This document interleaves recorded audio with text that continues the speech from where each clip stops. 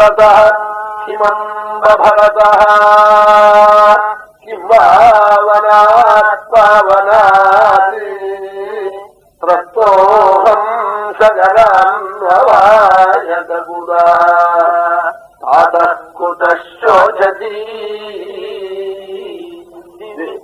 3 தலைமுறைக்கு முன்னாடி மரித்த 60,000 பேர்களை கரையேற்றுவதற்காக தேவலோகத்தில் இருந்த கங்கை கொண்டு வந்த பகீரதன் பிறந்த வம்சம் இல்லையானால் யாரோ எப்பவோ மரித்தவர்களை கரையேற்ற எத்தனை மணின புண்ணிய புருஷனுடைய வம்சம் உயிரோட இருக்கிற அப்பாவுக்காக நான் இந்த காரியம் செய்ய முடியாதா? இது சின்ன காரியம், என்னமோ பெரிசா சொன்னேனேன்னாளா?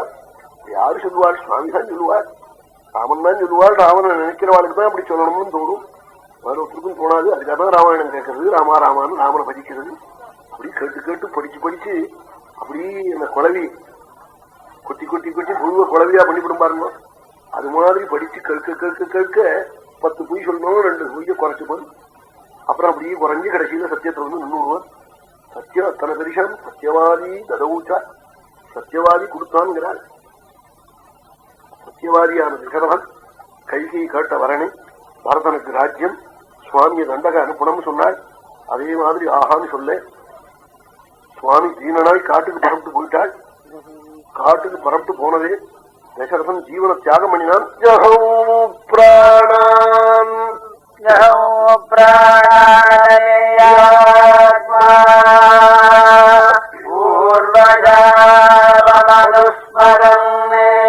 சாபம் இருக்கு, அந்த சாபத்தை நினைச்சுன்னு ராஜா உயிரை விட்டாளா?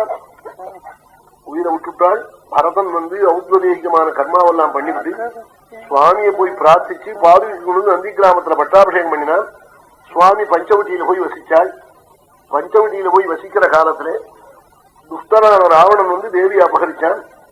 தேவியை அபகரிச்சு ராவணன் தூக்கிட்டு போனதே தேவியை தேடிட்டு சுவாமியை லட்சுமணனுமா பறந்து போனாளான். போற வழியில ஜட்டாயுவை கண்டாள். ஜட்டாயுனுடைய பாக்கியம் என்னன்னாள் தேவி பாகவதத்துல சுவாமியும் லட்சுமணன் 2 பேரும் தர்ப்பணம் பண்ணினாள்ங்கிறாள். ஜட்டாயு பிராணஜேஷஸ்து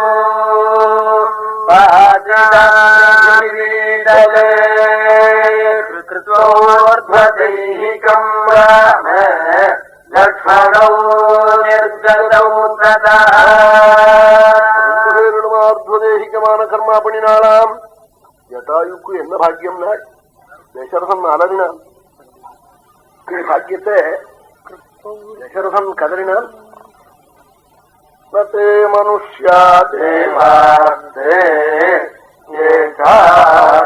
ஏகாருஷுபகுண்டலம் முகம் தக்ஷ்யந்தி ராமஸ்ய வருஷே பஞ்சதசே புனா. என் குழந்தை ராமனை பார்க்காம நான் காலமாறேனே. 15வது வருஷம் என் குழந்தை அயோத்திக்கு வரப்போறான் ராமன். தசரதர் இப்படி அலறினார்னு வால்மீகி சொன்னார்.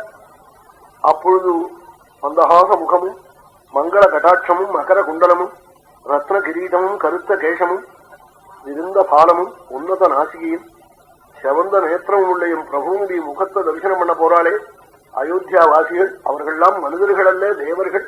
நதே மனுஷ்யா தேவாஸ்தே ஏ சாரு சுபகுண்டலம் முகம் திரட்சந்தி ராமஸ்ய வருஷே பஞ்சதேசே புனக. 15வது வருஷத்துல பார்க்க போறாளே என் குழந்தை முகத்தை. அவள்லாம் மனிதர்கள் அல்ல, தேவர்கள். நான் பார்க்காம போறேனேன்னு ராஜா கதறினாள்.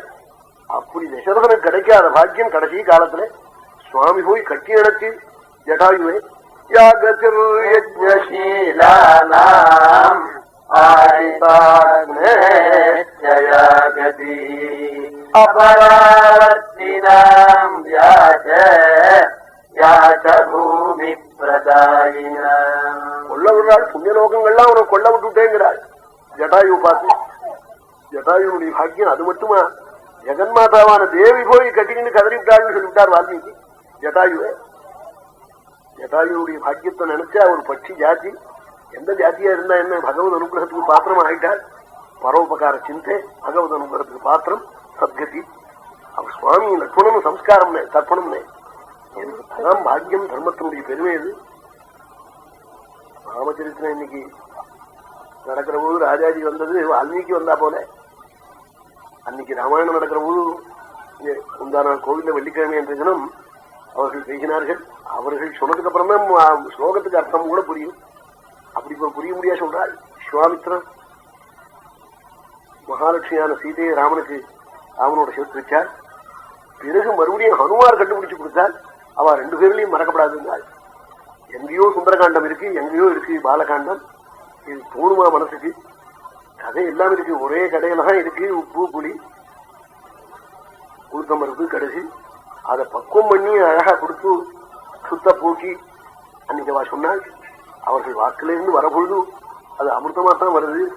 அவர்கள் வாக்கால் சில நிமிஷங்கள் இன்றைய தினம் பேசணும். ஏன்னா அவ வந்த தினம் ராமச்சரித்திரம் நடக்கிற சமயமாயும் இருக்க, அது ஒரு பெரிய புண்ணியம். அவ வாக்கால சில நிமிஷம் பேசின உடனே நான் சீக்கிரமா பூர்த்தி பண்ணி சுருக்கமா சொல்றேன். கடைசியில அம்பாளை சுவாமி உபாசிக்க போறாள் கிருஷ்ணகிரியிலே. இது பல புராணங்கள்ல இருக்கு, தேவி பாகவதத்துல மட்டும் இல்லை. அம்பாள் ஆராதிச்ச வைபவம்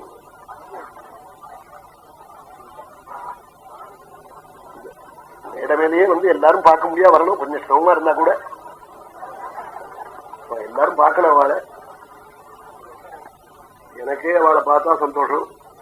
ரொம்ப எட்டி இருக்கா, அதனால நீ கிட்ட வந்தா